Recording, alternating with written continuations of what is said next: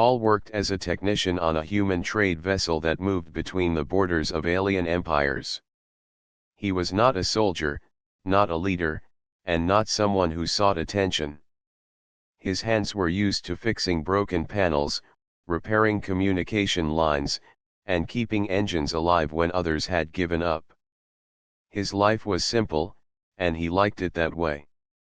But fate rarely asked for permission before changing a man's path. The vessel he served on was invited to a great palace inside alien territory. The empire of the Zirae was known for its power, its strict rules, and its distrust of humans. For centuries, contact between the two had been rare, but now trade agreements were being tested. Paul's captain was nervous, and the crew was told to behave like guests who walked on fragile glass. Paul was only there to make sure the ship remained ready to leave in case talks went wrong. The palace was unlike anything Paul had ever seen. Its halls were tall and filled with glowing crystal columns that pulsed like living veins. Walls shimmered with carvings that told stories of wars and victories. Soldiers stood in every corner with armor that looked heavy enough to crush bone. And at the center of it all was the throne chamber where the alien queen held her court. Paul was not meant to enter this place, but fate pulled him inside.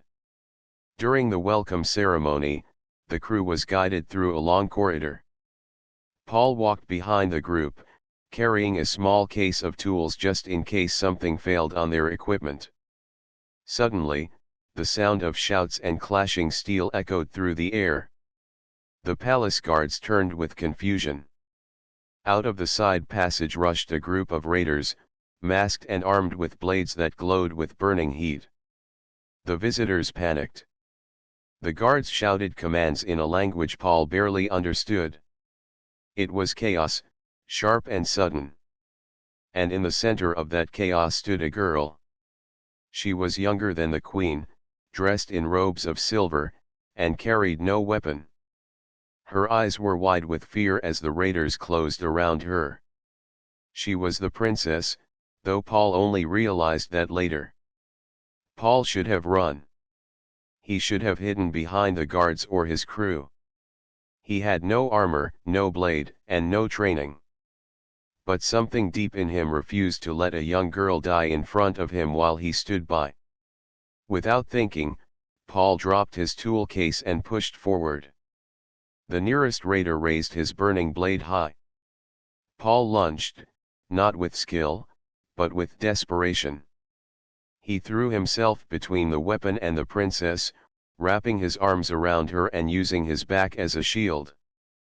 The strike came down, sparks flying as it scraped across a shoulder plate he wore for work. Pain burned into him, but he held firm. The princess gasped, stunned that a stranger, a human of all things, had chosen to stand in the way of death for her. Paul shouted at her to move, pushing her back as the guards finally regained control. The aliens fought hard, cutting down the raiders with a discipline born of centuries of training.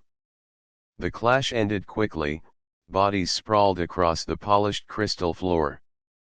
When silence returned, Paul was breathing hard.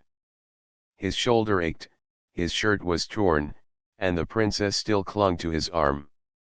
The guards looked at him with disbelief. They were trained to die for their rulers, but this human, who owed them nothing, had acted faster than any of them. Whispers spread through the chamber. Some guards looked at him with anger, thinking him reckless. Others stared with grudging respect. The princess, however, would not let go of his sleeve.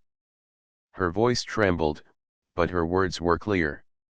She told the guards that he had saved her life. Paul wanted to leave. He wanted to melt back into the crowd of his crew, to pick up his tool case and pretend none of this had happened.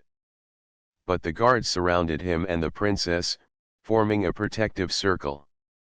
He was no longer invisible. His act had been seen by too many eyes, and word was already running ahead of him toward the throne room. Soon, Paul found himself standing before the alien queen. She was taller than any human he had ever seen, her presence like a storm pressed into a single figure. Her crown of crystal glowed with inner fire. Her eyes fixed on Paul, sharp and unreadable. The chamber was silent as she rose from her throne. The guards spoke of what had happened. They told her how the raiders had struck, how the princess had been in danger, and how Paul, a human technician, had shielded her with his own body. Each word made Paul more uncomfortable. He shifted his weight, wishing for escape, but the queen's gaze held him frozen. At last, she spoke.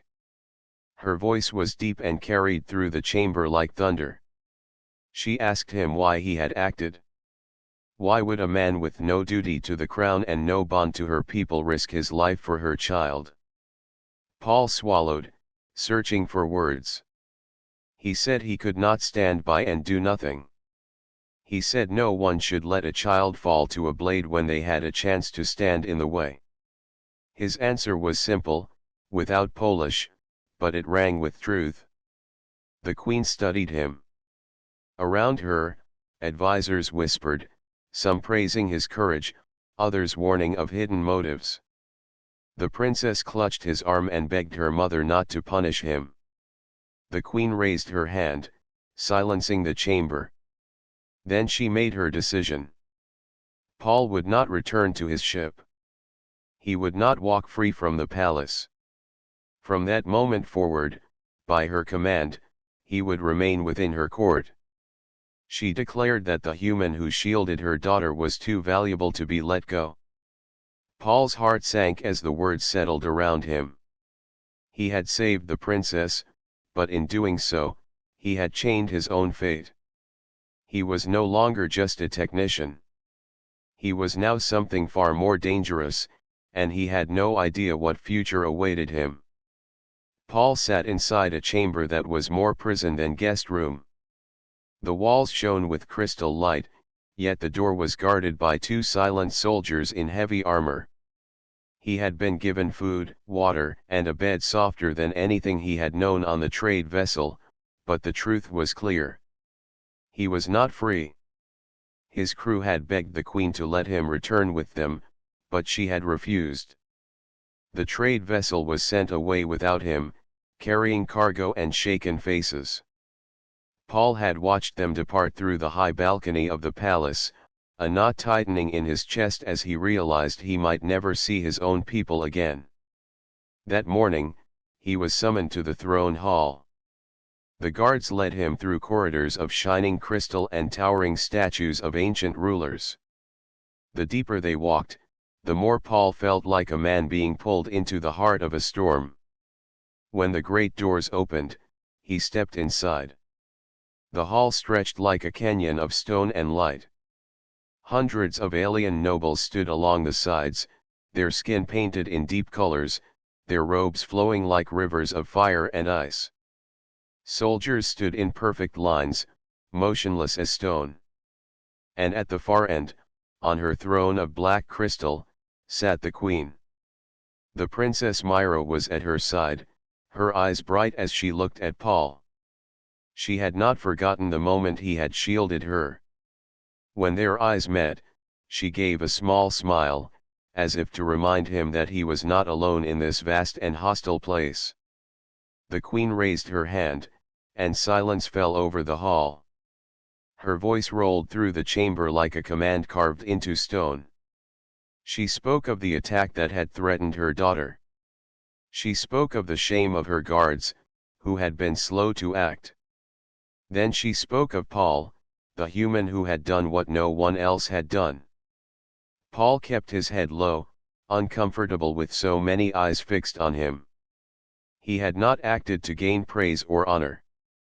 He had only followed his heart. But the queen's words were heavy, and he could feel the weight of her gaze pressing down on him. She asked him to step forward. He obeyed, his boots echoing against the crystal floor. When he reached the center of the hall, the queen leaned forward on her throne. She asked him if he understood the meaning of what he had done. Paul answered with honesty. He said he had only wanted to protect Myra. He said he had no thought of honor or reward.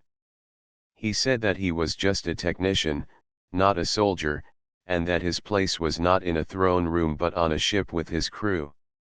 His words were simple, but they carried truth. The queen listened without expression.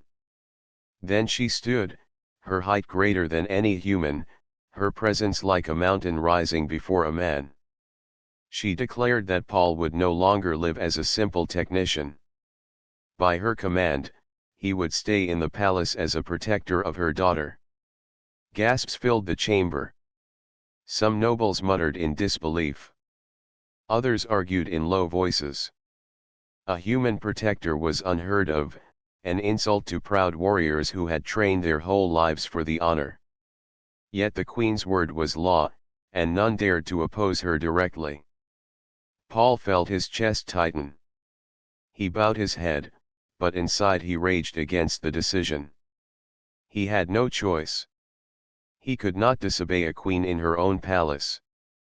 But he could not accept the thought of being a prisoner dressed as a guard. Myra stepped closer, her small hands clasped together. She thanked her mother with a voice full of joy. She turned to Paul and told him that he had given her life, and now he would walk beside her as protector and friend. Her trust was warm, but it was also another chain around him. After the ceremony ended, Paul was escorted to new chambers. They were far larger than before, filled with strange alien furniture and walls carved with stars. He was given robes of silver and blue, clothing meant for someone of honor. Yet when he looked in the mirror, he did not see honor. He saw a man trapped between two worlds. Days turned into weeks. Paul's new life began with lessons and tests. The queen's advisors wanted to measure him. They brought him to training grounds where soldiers fought with blades and spears that burned with energy. They expected him to fail, but he surprised them. He had no great strength, but he was quick to learn.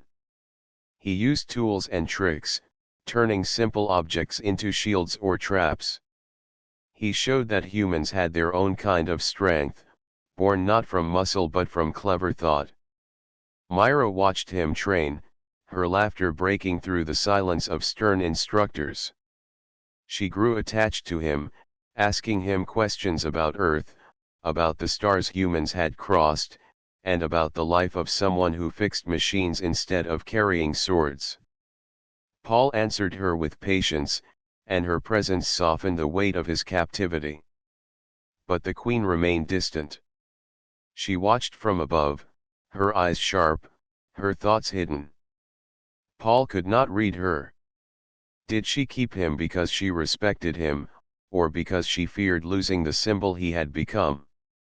One evening, Paul stood on the balcony of his chamber. The alien city stretched before him, towers of crystal glowing under the light of 3 moons. He thought of his ship, of his crew, of the freedom he had lost. He whispered to himself that he was still human, no matter what title the queen gave him. Yet deep inside, he knew his life had changed forever. He had stepped into the path of a blade for a child he did not know. And for that choice, an empire now held him. The queen's command was final. He was a protector, not by desire, but by decree. And as the night wind brushed against his face, Paul wondered if the courage that had saved Myra would now be the chain that bound him until the end of his days. Life inside the alien palace began to change for Paul. At first, every step felt heavy, as if chains wrapped around his ankles. He lived under the queen's command, surrounded by guards who did not trust him and nobles who whispered that a human did not belong in their halls. Yet one voice rose above the noise, a voice that softened the weight pressing on him. That voice belonged to the princess, Myra. Myra visited Paul often, more than the queen approved of. She was curious about him in ways that the rest of her people were not. Others saw him as a stranger or a symbol, but Myra saw him as a person. She asked questions that spilled out like water from a spring. She wanted to know what humans ate, what games they played, and how Earth's sky looked at night. Paul answered her with patience, sometimes with a small smile, sometimes with a sigh, but always with honesty. One morning, Myra brought him to the gardens that bloomed behind the palace walls. The air was warm, filled with the scent of flowers that glowed faintly under the sun. Strange birds with wings like glass flew between the branches, their cries sharp and musical. Myra walked beside Paul, her silver robes trailing against the grass. She told him this was her favorite place, the one corner of the palace where she felt free. Paul sat on a stone bench while she knelt to feed the glass-winged birds with seeds from her hand. She turned to him and asked what he did for fun on his ship. Paul thought for a moment, then knelt down and picked up a flat stone. He showed her how to toss it so that it skipped across the surface of the pond. Myra tried and failed, her stone sinking with a splash. She laughed, not caring about her failure, and tried again. Soon her laughter filled the garden, brighter than the birds' cries.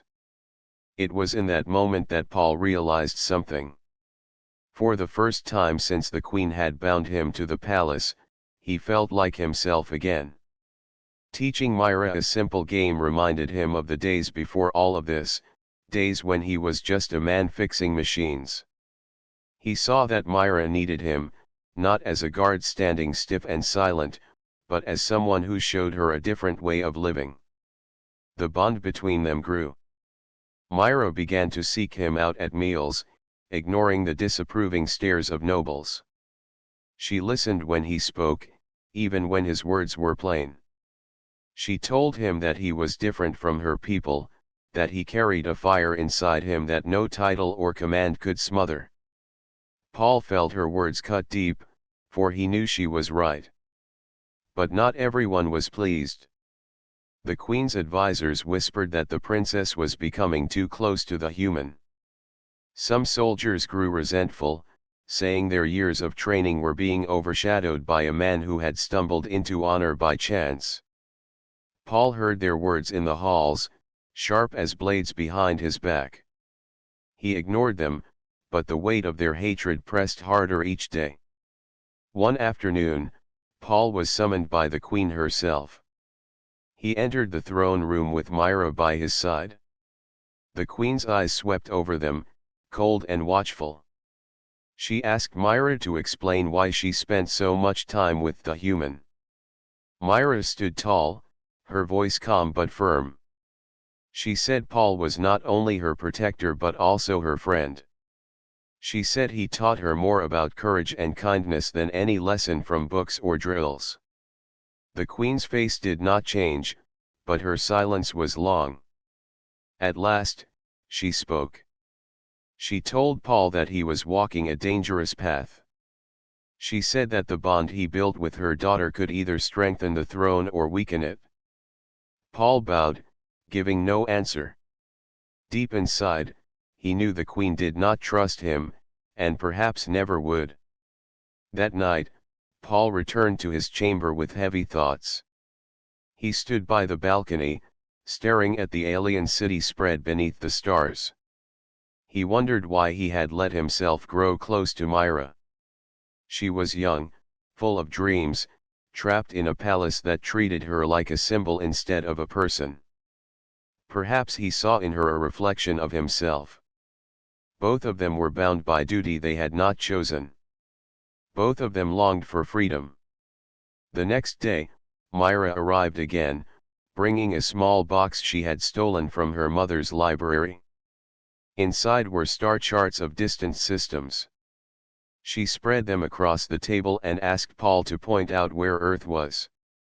Paul traced his finger across the chart, showing her the path of human ships, the colonies, the long road that stretched through the stars. Myra's eyes lit up with wonder. She told him she wanted to see those places one day, to walk under skies no Zire had ever seen. Paul felt his heart tighten. He knew her dreams might never come true, for the queen would not release her daughter to wander the stars. Still, he encouraged her. He told her that the universe was vast, and that even the strongest chains could break if the will was strong enough. Myra smiled, holding his words as if they were treasures. As the weeks passed, Paul and Myra became inseparable. She trusted him in ways she trusted no one else. When she was sad, she went to him. When she was joyful, she shared it with him first. To the palace, their bond was strange and unsettling. To Paul, it was the only light in a place that often felt like a cage. Yet he never forgot the queen's warning. He knew their closeness was watched, measured, and judged. He knew that his place was still uncertain. The bond with Myra gave him purpose, but it also made him vulnerable. The stronger it grew, the more the queen would question his loyalty.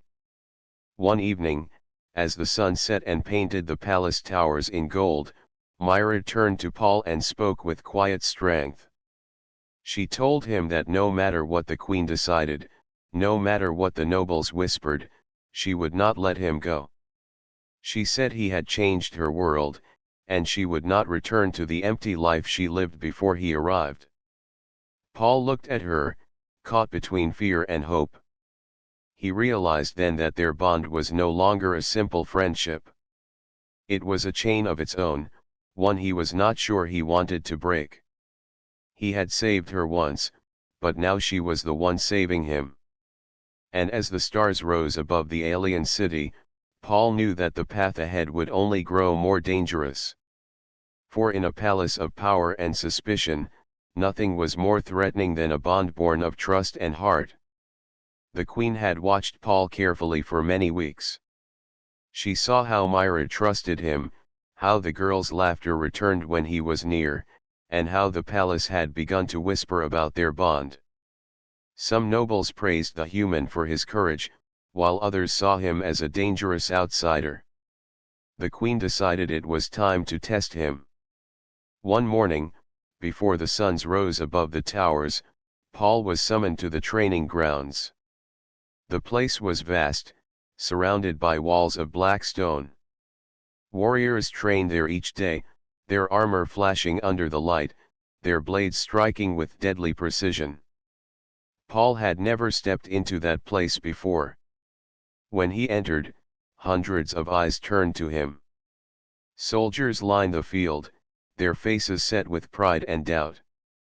They had heard the queen's command that the human would serve as protector of the princess, but none accepted it fully. To them, honor was earned through battle, not through chance. The queen sat high on a platform, her robes heavy with jewels that glowed faintly. Myra sat beside her, her face full of worry.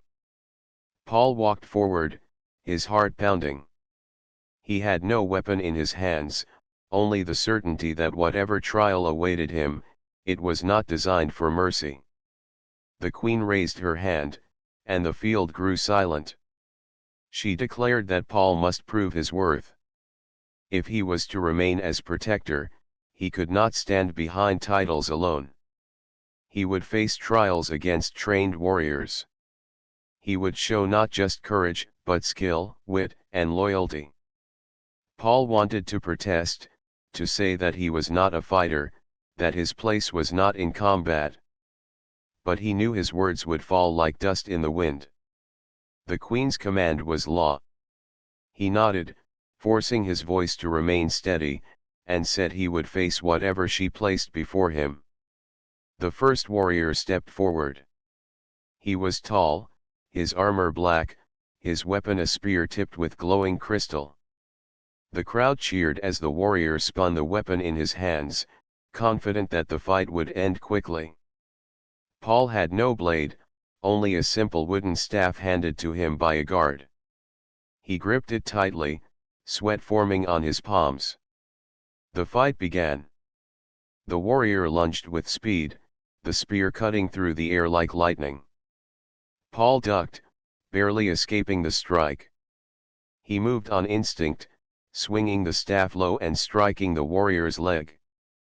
The blow staggered his opponent for a moment, enough for Paul to roll away and gain distance. The crowd roared with surprise. The fight dragged on, Paul using not strength but quick thinking. He dodged, rolled, and struck only when he saw an opening. At last, he managed to knock the spear aside and press the staff against the warrior's throat. The crowd gasped. The queen raised her hand and ended the trial. The first test was passed. But it was not over. Another warrior stepped forward, then another. Paul faced them one by one, each with different weapons and skills. He used tricks from his days as a technician. He grabbed sand from the ground and threw it into a warrior's eyes. He used broken pieces of wood to trip an opponent. He made the heavy soldiers chase him until they grew tired, then struck when their guard lowered. Each victory came with bruises and pain. His arms ached, his breath burned in his chest, but he refused to stop. He remembered Myra's eyes watching him from the platform. He remembered the queen's cold gaze, weighing his worth. And deep inside, he remembered who he was, a human who did not bow to fate without a fight. At last, the final test was called. A captain of the guard stepped forward, stronger and faster than all the others. His blade was long and sharp, humming with deadly energy. Paul knew he could not win by force. He looked around the field, searching for something he could use. His eyes caught a loose chain hanging from a training post. The captain attacked with fury. Paul dodged and stumbled, his staff breaking under the strikes. The crowd thought the fight was over. But Paul grabbed the chain, wrapped it around the captain's arm, and pulled with all his strength. The captain lost balance, and Paul pushed him to the ground. The chain tightened across his chest. The captain struggled but could not rise. Silence filled the field. Then, slowly, the queen stood. She raised her hand, and the crowd bowed. She declared that Paul had passed the trials. He had not shown the strength of a warrior, but he had shown the mind of a protector. He had fought not with brute force but with cleverness, and that was a power her court had never seen. Myra rushed down from the platform, her face bright with relief. She helped Paul to his feet, ignoring the frowns of the soldiers. She told him he had done more than prove himself, he had shown her people that humans carried a fire they could not understand. Paul smiled faintly, though his body ached with pain. The queen watched the two of them together. Her face was calm, but her eyes were sharp. She knew the bond between them was growing stronger, and that bond could become either a gift or a threat. For now, she allowed it, for Paul had proven his loyalty through battle. But in her heart, questions remained. That night, Paul sat alone in his chamber. His arms were bruised, his body heavy with exhaustion. Yet his mind was restless. He had survived trials meant to break him, but he knew they were not the last. The queen had tested him, and he had passed. Still, he wondered if her tests were truly about loyalty, or if she was searching for a reason to keep him chained forever. As he lay back on the bed, Myra's words echoed in his ears. She had called him more than a protector. She had called him a friend. Paul closed his eyes, torn between pride and fear. For in a palace of suspicion, friendship could be the most dangerous bond of all. The palace seemed calm after Paul's trials, but under the shining walls, unrest stirred like fire hidden in ashes. Whispers of rebellion traveled through the streets of the alien city. Some nobles believed the queen had ruled too long. Others were angered that she kept a human close to her daughter, raising him above proud warriors of her own blood. To them, Paul was not a protector but an insult. Paul did not know how deep the shadows ran, but he felt the tension in the air. Guards moved with sharper eyes. Courtiers spoke in hushed voices that stopped when he entered a room. Even Myra grew quieter, though she tried to hide her worry behind a smile. Paul noticed the way her hands trembled when she thought no one was watching. One evening, Myra led Paul to the garden where they often met. The glowing flowers bent under the night wind, and the glass-winged birds slept in silence. She confessed that rumors of a rebellion were spreading through the palace. She told him some believed her mother's throne was at risk. Paul listened carefully, his eyes fixed on the stars. He asked her if the queen knew. Myra nodded and said her mother had spies everywhere, but even spies could not catch every whisper. Paul felt unease crawl into his chest. He had lived through ship mutinies before, when desperate men had turned against captains. He knew how quickly whispers could become blades. He told Myra to stay close to him, no matter what happened. She promised she would, her voice steady though her eyes shone with fear. The attack came sooner than either of them expected. It was during a night of celebration, when nobles gathered in the grand hall to honor a victory from the empire's past. The chamber was alive with music and color. Dancers spun with ribbons of light, and tables overflowed with food and drink. Paul stood at Myra's side, watching the spectacle with unease. He never felt at ease in the middle of so many eyes. Then the music stopped. For a heartbeat, the hall was silent. Suddenly, shouts erupted, and the doors crashed open. Armed rebels stormed inside, their faces hidden, their weapons sharp with energy. They moved with purpose, cutting through guards before anyone could react. Panic spread across the hall as nobles fled in every direction. Paul grabbed Myra's hand and pulled her behind a pillar. His heart pounded, but his mind raced with sharp focus. He saw the rebels were not wild raiders like before. They were organized, trained, and determined.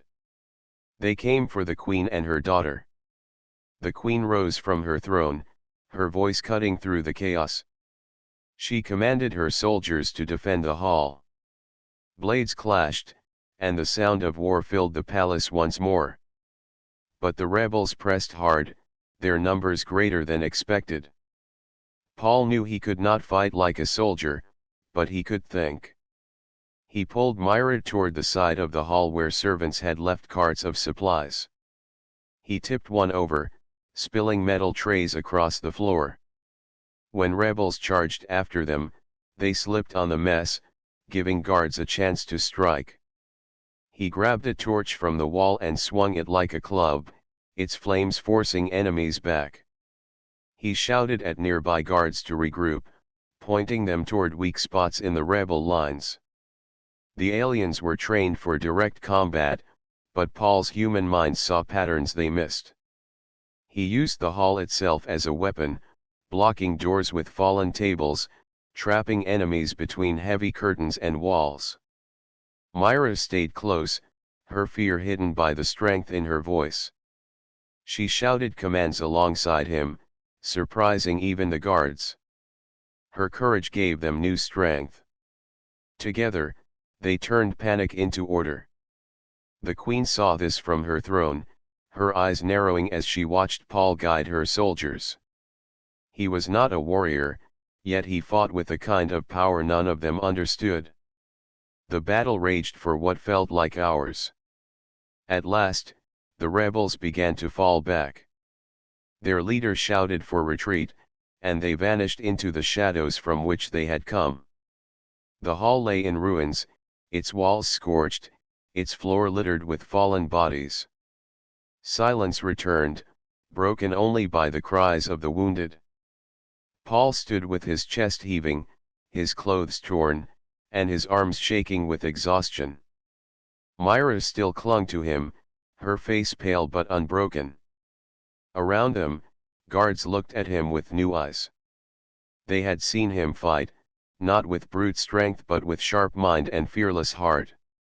Many who had doubted him now bowed their heads in respect. The queen rose from her throne and walked down the steps.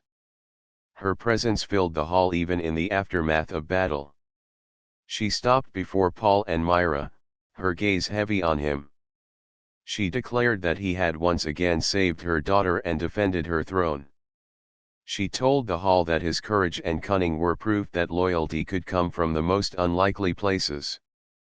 But though her words sounded like praise, Paul saw something else in her eyes.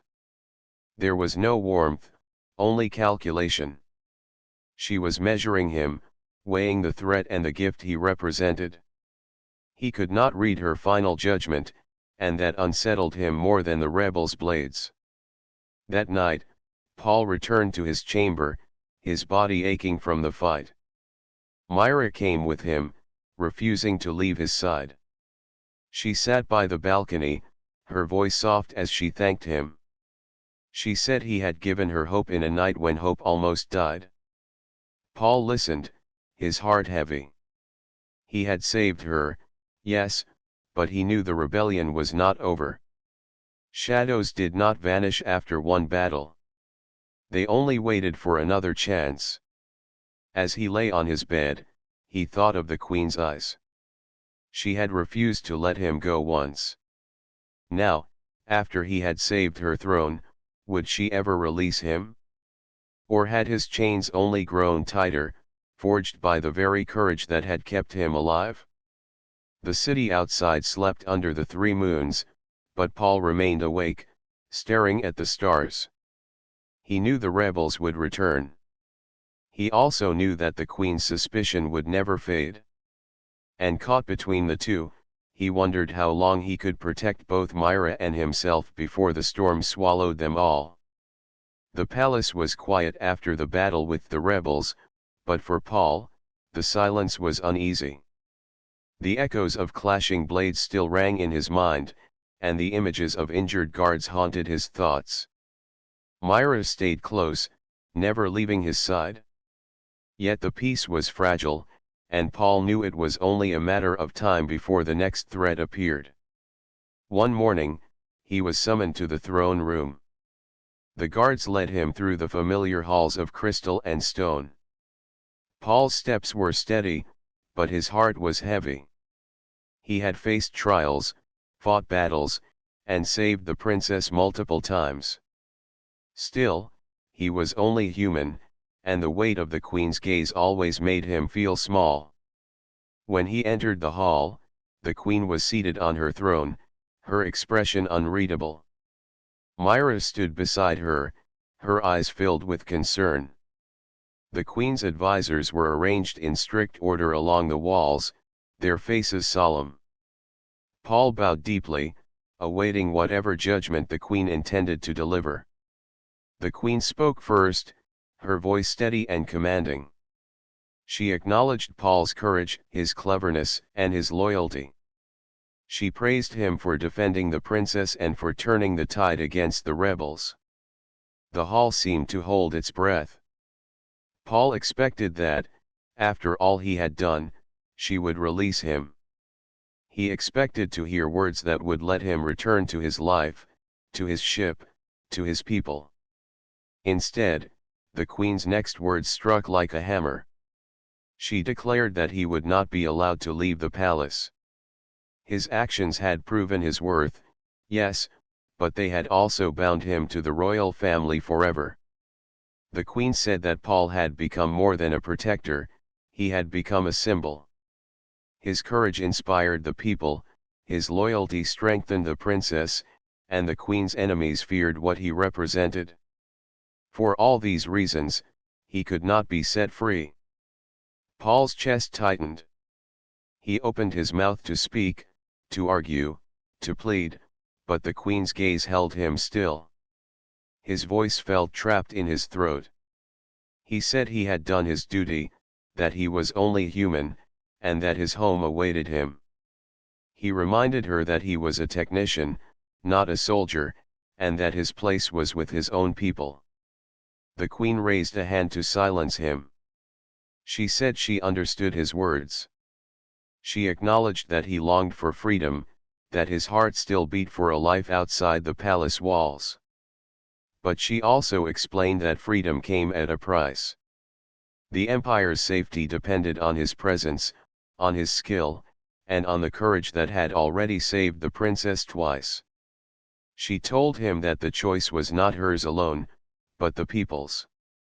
Without him, the court could crumble, and the rebellion could rise again. Paul's mind raced. He had never imagined that saving a princess could lead to such a consequence. He had not wanted power, wealth, or recognition. He had only wanted to protect an innocent life.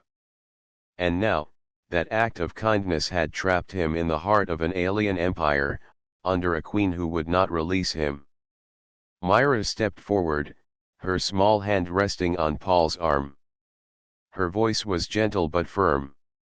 She told her mother that Paul had risked his life for her, that he had shown loyalty and courage beyond what anyone else could. She asked the queen to consider his feelings, to understand that he deserved a choice. The queen did not waver. She said she admired the human, but admiration did not change the needs of the empire. She reminded Myra that a protector was not simply a servant. Paul's presence was essential, not just for her safety, but for the stability of the throne. The queen explained that even the strongest chains could be hidden beneath praise and respect, and that Paul's loyalty now had to serve a higher purpose. Paul swallowed hard. He could feel Myra's concern pressing on him. Her hand was warm, grounding him in the middle of this storm. He looked at her and nodded, though his heart felt heavy. He understood that arguing further would only weaken him in the queen's eyes. He was human, yes, but the weight of the empire was greater than any single person. Days passed in a tense rhythm. Paul continued to train, to stand guard, and to protect Myra in every way he could. He moved through the palace with a sense of purpose, yet every step reminded him of his lack of freedom. He thought often of his ship, of the crew he had left behind, and of the simple life he had once known. The palace was magnificent, but it was also a gilded cage. Myra noticed his quiet moments. She would find him on the balcony, staring at the moons or the distant stars. She began to speak more openly about their dreams, asking Paul to imagine a future where humans and Zirai could walk among the stars together. Paul smiled, encouraging her, even though a part of him ached for the home he might never see again. The queen watched them closely. She did not speak often, but her eyes never left Paul. She understood that his influence on the princess was growing stronger with each passing day. She knew that trust and friendship could be as powerful as weapons, and she measured each gesture, each word, each shared laugh with careful attention. One evening, the queen summoned Paul again. He entered the throne room, careful not to show any sign of fear or frustration. She spoke not of battles or loyalty, but of choice. She told him that while she could not release him, she could grant him influence, responsibility, and a role that would allow him to shape the court in ways no one else could. Paul listened. Her offer was a compromise, but it was still a form of captivity. He accepted her words silently.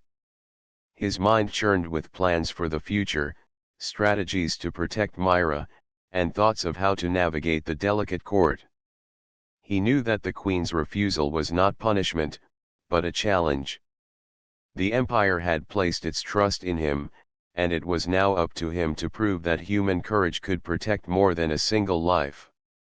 At night, Paul and Myra often sat together in the gardens. She would speak of stars and distant worlds, of freedom and adventure. He would respond with lessons of survival, of thinking ahead, and of courage in the face of impossible odds. Their bond deepened, not just through shared danger, but through understanding. Myra learned patience, strategy, and resilience from Paul. Paul learned compassion, hope, and trust from Myra. Paul knew that their bond was more important than ever. The queen's refusal had tied him to the palace, but it had also strengthened his purpose. He was no longer just a technician, no longer just a human in a strange world. He was a protector, a teacher, and a force that the empire had underestimated. Though freedom remained beyond reach, Paul realized that courage was not measured by escape, but by the strength to stand in the face of impossible odds. And with Myra by his side, he understood that even in chains, a human heart could shine brighter than any empire. The palace had grown tense after the last rebellion, but it was alive with cautious energy. Guards moved with alert eyes, nobles whispered quietly among themselves, and the queen watched from her throne with an unblinking gaze. Paul knew that peace was fragile. Shadows of rebellion still lingered, waiting for the right moment to strike again. One morning, scouts brought word of a larger force gathering outside the city. This was no small group of rebels, it was an organized army determined to seize the throne. The queen called her council to prepare defenses, but there was fear in the air. Soldiers spoke in hurried tones, planning traps and patrols. Paul listened, analyzing their strategy with careful attention. The humans had a saying, "A plan is only as strong as the mind that executes it." Myra found him in the training grounds, where he had been preparing with the soldiers. She looked at him with concern. Her silver robes fluttered in the morning wind, and her eyes reflected both fear and hope. She asked what he would do if the attackers came. Paul told her he would protect her with every bit of strength and cleverness he possessed. He would use every lesson he had learned from Earth and every trick he had discovered in the palace. The day of the attack arrived. The sun barely rose before the alarm rang through the palace. From the walls, soldiers shouted warnings. The distant ground trembled as the rebel forces marched forward, weapons glowing like burning stars. The palace gates were locked, yet the enemy pressed forward with relentless determination. Paul moved quickly among the guards, giving commands, pointing out weak points, and setting traps along the palace walls. He used carts, ropes, and even broken panels to block entrances. His human ingenuity surprised the alien soldiers, many of whom had never seen such clever tactics. Some whispered in awe, calling him the man who could think like 10 generals at once. Myra stayed close, her hand gripping his arm. She had learned from him, and she called out instructions to the soldiers, helping them anticipate the enemy's movements. Her voice rang with authority, born not from fear but from courage.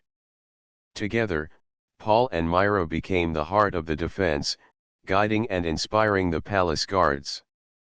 The first wave of rebels reached the outer gates. Paul had anticipated their approach. He signaled to the archers on the towers to release nets and energy barriers. The enemy stumbled and fell, slowed by clever traps that Paul had set in the night. He moved along the walls, checking each post, redirecting soldiers, and reinforcing weak points. Despite their organization, the rebels were not ready for a defense built on strategy rather than sheer strength. Paul's human mind adapted to every move, predicting their patterns, adjusting the plans, and turning their power into disadvantage. He was exhausted, his body aching from endless nights and constant vigilance, yet his focus never wavered. Hours passed as the battle raged.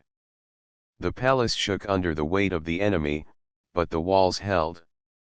Soldiers who had doubted him before now followed his orders without question. They trusted him, not because he was human, but because he had proven himself time and again. Finally, the rebel leader appeared. He was larger than any soldier Paul had faced, armed with a blade that pulsed with deadly energy. He moved swiftly, cutting through defenses and reaching the gates of the throne room. Paul knew this was the critical moment. If the leader reached Myra, the palace could fall. Paul faced the leader in the great hall. They fought with a clash of speed, strength, and wit. Paul had no strength to match the giant, but he had strategy. He led the leader into a narrow corridor, where his size became a disadvantage. The walls pressed close, limiting the enemy's swings.